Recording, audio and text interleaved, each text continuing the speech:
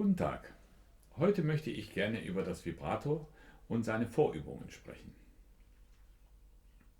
Einige werden sich vielleicht noch erinnern an die Atemübungen.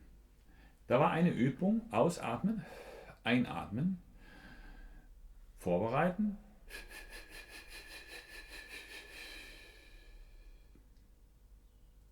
Ausatmen, Einatmen, Vorbereiten. Nun haben wir das auch beim Zwerchfellstaccato geübt. Ausatmen, einatmen,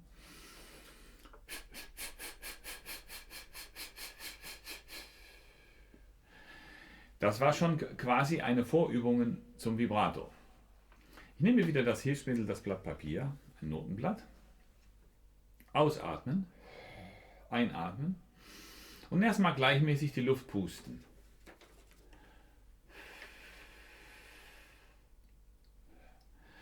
Wir konnten sehen, dass das Blatt sich ein bisschen schräg aufgehalten hat und schräg gehalten hat in der Luft. Aus, ein. So, das ist quasi unser sichtbarer Luftstrom. Und jetzt kommt immer wieder ein stärkerer Impuls hinzu. Aus, ein.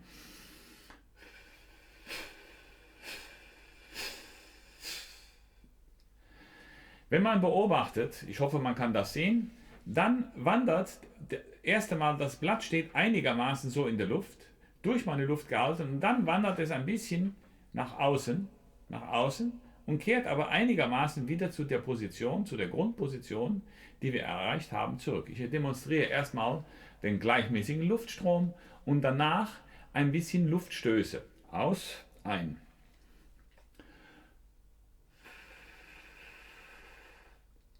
Das war das Gleichmäßige.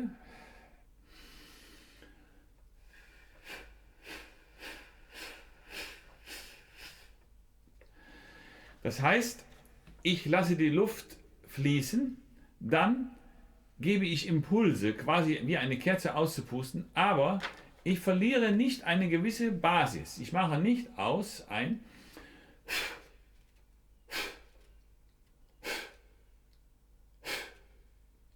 sondern nach dem Impuls bleibt das Blatt einigermaßen in der Grundposition bestehen. Ja, nun wollen wir das einmal mit der Oboe versuchen.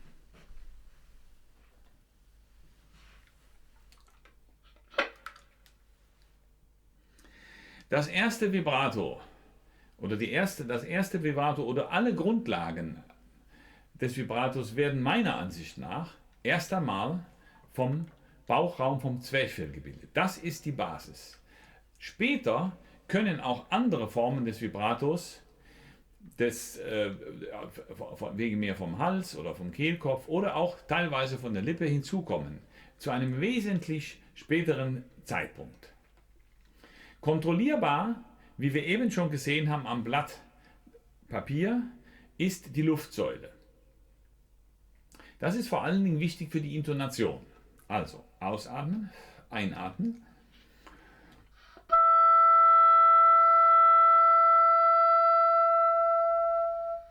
Der gerade Ton. Jetzt gebe ich immer wieder einen stärkeren Impuls, als möchte ich die Kerze auspusten.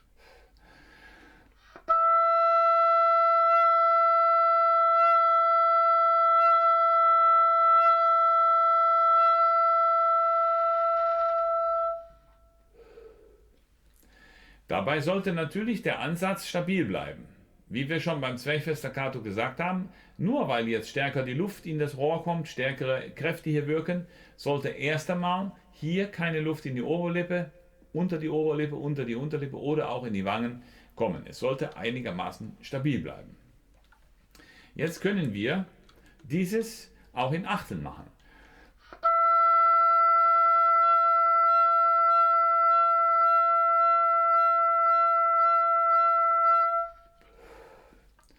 Und immer wieder kommen wir zurück auf die Basis, Basisintonation. Also nicht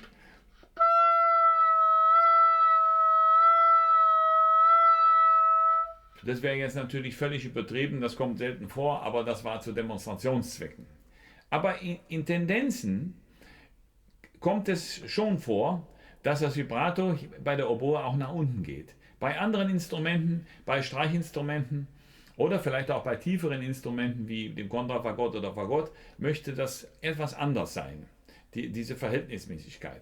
Aber dieses kleine Mundstück ist doch so empfindlich, dass ich empfehle, immer eine Luftverstärkung zu empfinden im Sinne eines Auspustens einer Kerze und dazu die Intonation, wenn sie denn sich verändert, eher in Richtung nach oben und immer nach oben die Intonation, wenn sie denn schon verändert wird, und dann wieder zur Basis zurückfinden.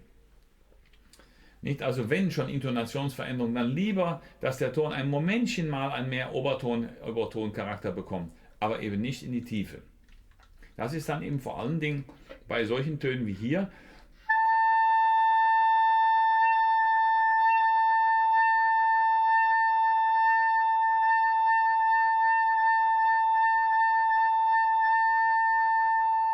dass das A immer wieder zurückkommt auf die Intonation. Das ist sehr, sehr empfindlich auf dem A, sehr viel Vibrato zu machen, denn wenn es zu stark wird, die Amplitude auch, bekommt eben eine Intonationsschwankung nach unten. Nicht? Das wäre jetzt wirklich nicht geeignet.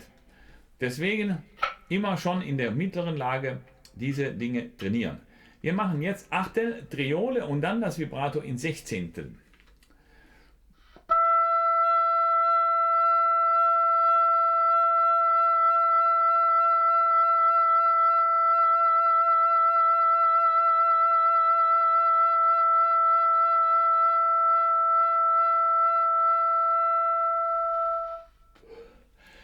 Und wie gesagt, versuch mal nicht nach unten mit der Intonation zu gehen. Ein beliebter Fehler am Anfang, auch mit meinen Studierenden, ist, dass man das Vibrato zu schnell macht. Also erst einmal immer schön langsam. Ich könnte jetzt, weiß nicht genau welche Metronomzahl, sage ich mal ungefähr zwischen 72 und 80 als Grundmaß und dann Achtel, Triole und Sechzehntel. Das wird ungefähr hinkommen. Wir machen es noch einmal.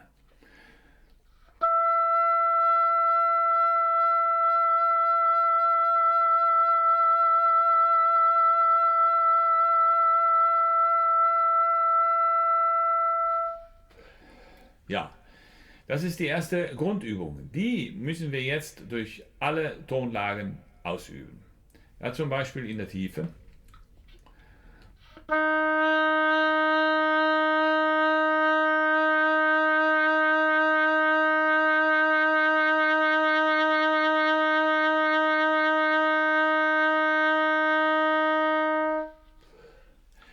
Ja, wir gehen dann nach unserem Gehör.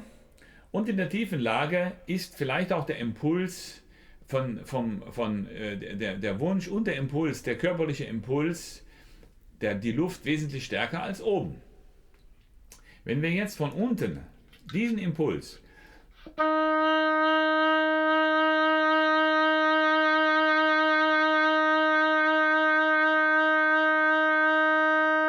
wenn wir den jetzt nach oben übertragen,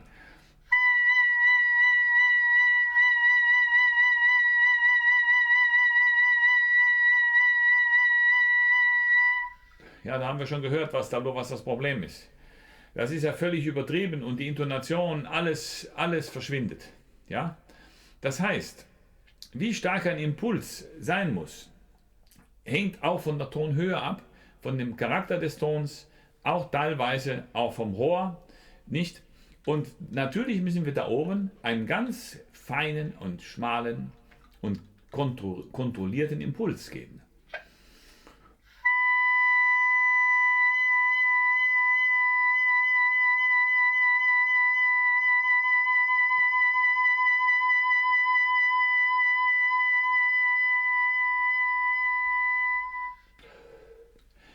Wenn wir jetzt diesen kleinen, schmalen Impuls in der tiefen Lage jetzt geben, dann klingt das dann so.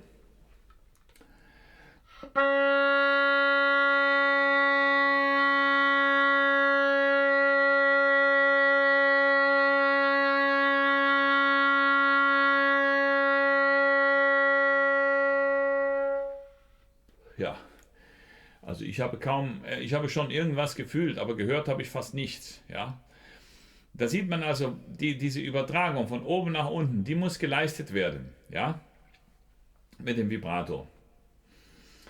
Dass die unteren Töne eben eine andere Behandlung erfordern als die oberen. Ja, also zum Beispiel ein tiefes B.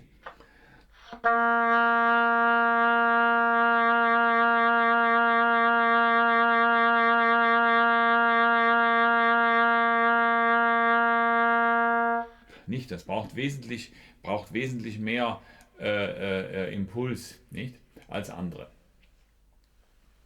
Das muss man also in allen Lagen üben. Wir machen noch einmal ein C3 aus, ein.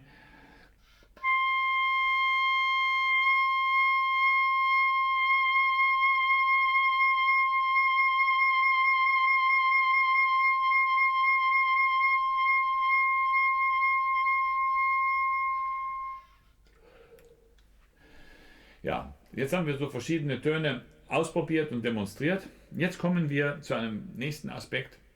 Wenn das also soweit gelingt, nehmen wir uns jetzt einen Ton,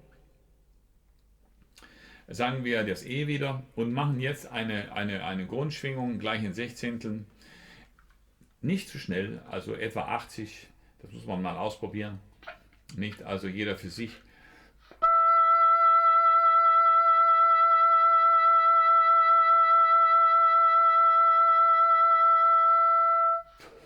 Das sind jetzt eigentlich doch tatsächlich Sechzehntel. Ich versuche die Sechzehntel mal nochmal zu zeigen.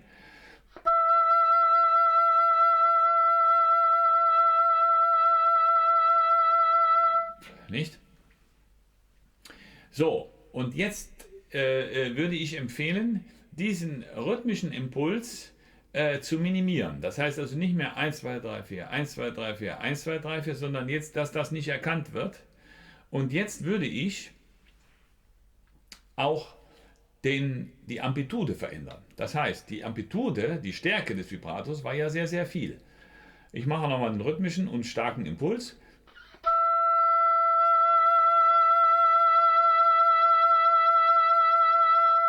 Nicht?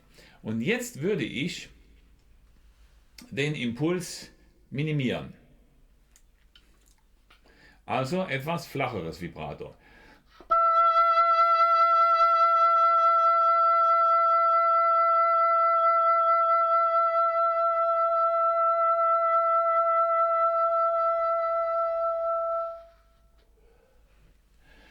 Das waren immer noch Sechzehntel, aber man hat es jetzt nicht erkannt und nicht hören können. Und die Amplitude, also wie stark das Vibrato ausschlägt, war wesentlich kleiner und hatte jetzt ein regelmäßiges Maß. So können wir auch jetzt durch verschiedene Lagen versuchen, erstmal ein gleichmäßiges Vibrato zu erzeugen, was als solches den Ton bereichert, aber nicht in die gesamte Luftsäule eingreift. Wenn ich also einen Kreis mir vorstelle, der Ton wäre ein Kreis, nicht? Dann sollte das Vibrato nicht den gesamten Ton umfangen, sondern vielleicht ein Drittel. Ja? Also ein Drittel. Nicht? Also ein Drittel von dem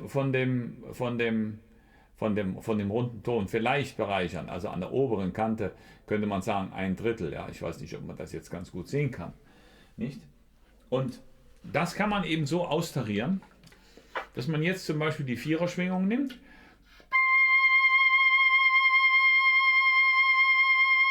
Das konnte man hören, Viererschwingung. Und jetzt einfach die Deutlichkeit des rhythmischen Impulses und die Deutlichkeit der Amplitude zurücknehmen.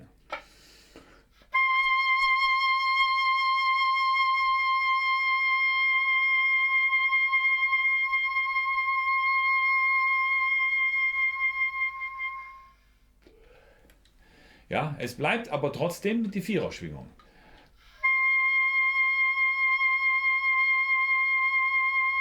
Ich habe noch einmal demonstriert, die Viererschwingung, ich weiß nicht, ob man es hören konnte, in der kleinen Amplitude trotzdem zu hören. oder eben auch in der tiefen Lage.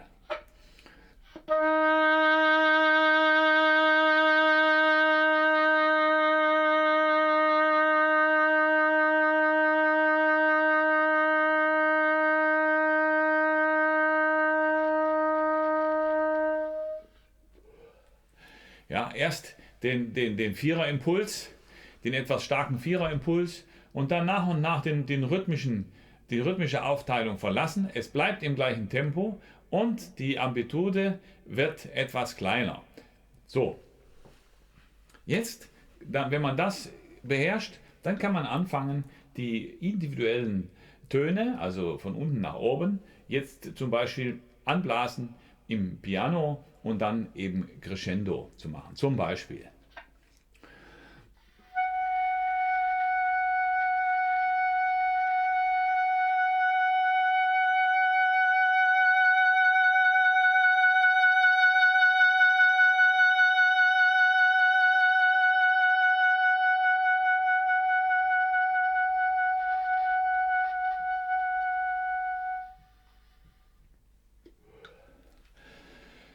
Ja, dass man eben ein gleichmäßiges Vibrato, ein gleichmäßiges Crescendo und auch die Intonation nicht verlässt.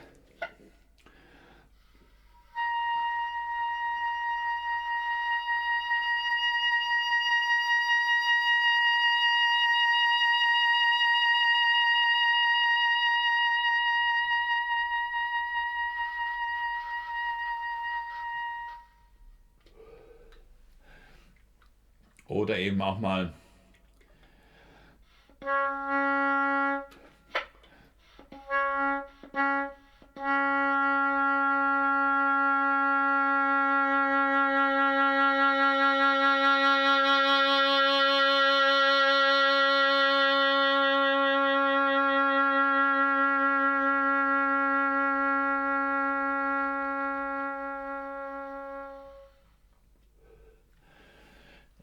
die hohe Lage.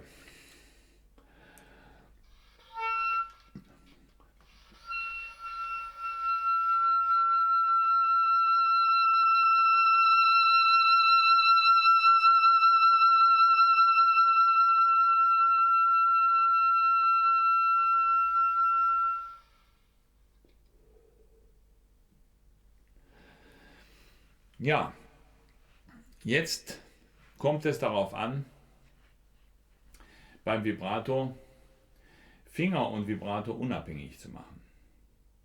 Das heißt, die Finger bewegen sich und das Vibrato geht weiter, so wie man es selber für richtig hält. Also das Vibrato wird nicht angestellt und bleibt permanent oder das Vibrato bleibt permanent weg, sondern es ist eine bewusste Gestaltung, wann und wie ich das Vibrato einsetze. Und dazu müssen wir erstmal lernen, dass das Vibrato durchgängig unabhängig von der Fingertechnik sich ausführen lässt. Nicht? Und da wollen wir mal F-Dur nehmen.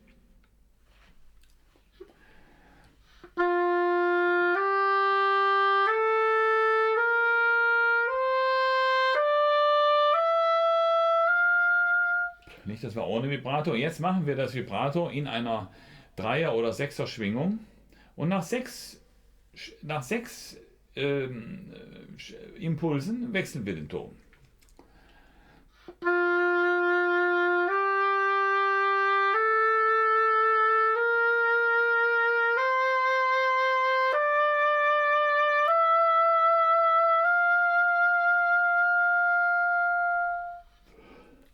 Auch hierbei müssen wir natürlich achten, dass möglichst die Intonation nicht nach unten geht. Jetzt, wenn wir das schon können, dann werden wir das in 2 Sechzehntelpaaren, also 8 Impulse für jeden Ton.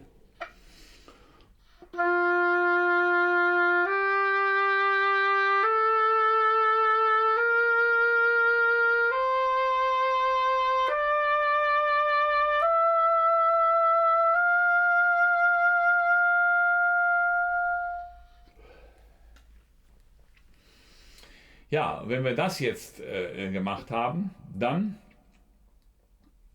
versuchen wir jetzt den rhythmischen Impuls wieder etwas verschwinden zu lassen und die Amplitude auch ein bisschen sanfter, also nicht ganz so stark die Amplitude, ein bisschen schmalere Amplitude. Also ich mache nochmal anfangs mit starker Amplitude.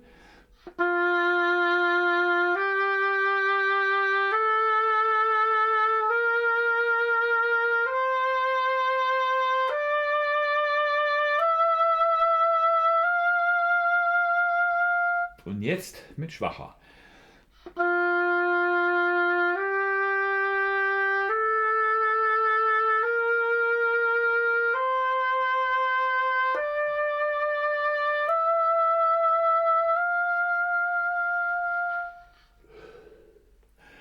Ja, und jetzt sollte das Vibrato so hörbar sein, dass eigentlich, ich würde sagen, fast 3/4 Anteil Tonanteil und ganz oben ein bisschen Vibrato eigentlich. Ja, man könnte auch das Vibrato sogar noch weniger.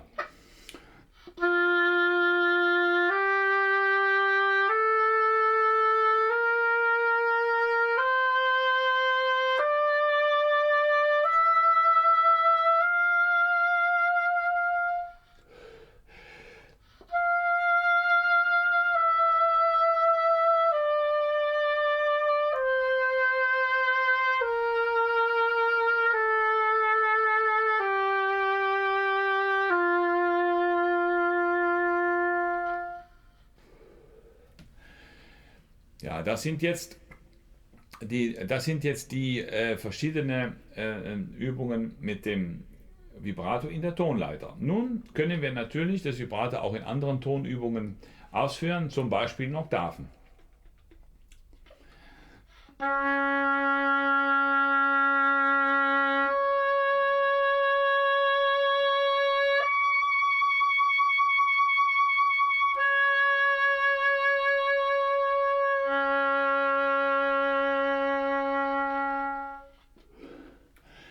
Natürlich jetzt immer in einer angenehmen Schwingung. Ich würde sagen etwa diese Vierer-Schwingung, aber nicht rhythmisch genau, möchte ich sagen, zu hören, aber in dem Tempo mit einer sanften Amplitude.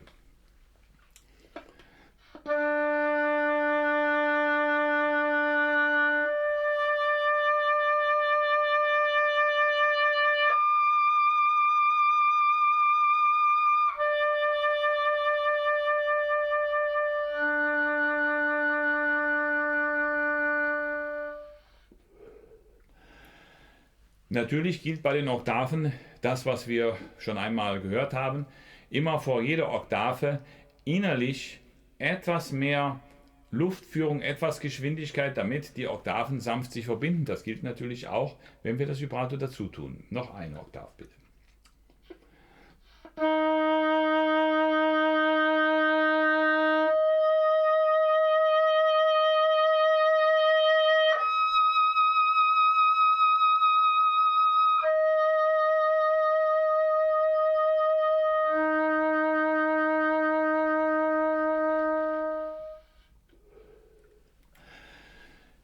Ja, jetzt kommen wir noch zu einer Übung, die wir schon kennen. Die chromatische Intervalle von D2 zu D3, die wir schon ohne Vibrato geübt haben, mit geradem Ton und mit sanftem Legato, die versuchen wir jetzt mit Vibrato und sanftem Legato. Es bleibt alles beim Alten. Wir müssen versuchen, die Luft zu führen. Wir müssen versuchen, vor den Intervallen, die kommen, also Sekunde, Terz, Quarte, müssen wir versuchen, die Luft sanft zu führen. Der Ansatz sollte stabil bleiben, also sollte sich das Vibrato nicht übertragen. Vielleicht in der hohen Lage, wenn Atemführung und alles stimmt, ein bisschen mehr Kontakt zum Oberlippe, aber das sieht man eben kaum. Nicht? Und das Vibrato sollte eben keine so starke Amplitude haben und etwa die Sechzehntel in 80 Metronomen. Ich komme ein bisschen dichter.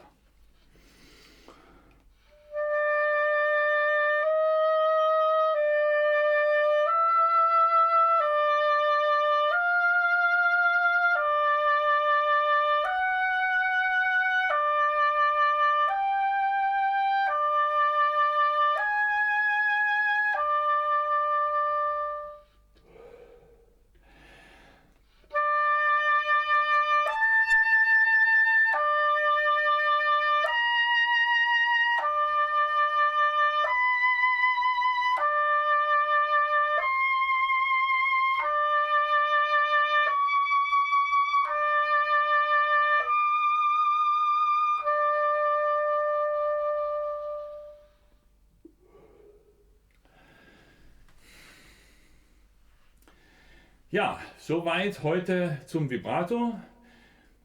Später kommen wir vielleicht noch mal darauf zurück, aber soweit für heute.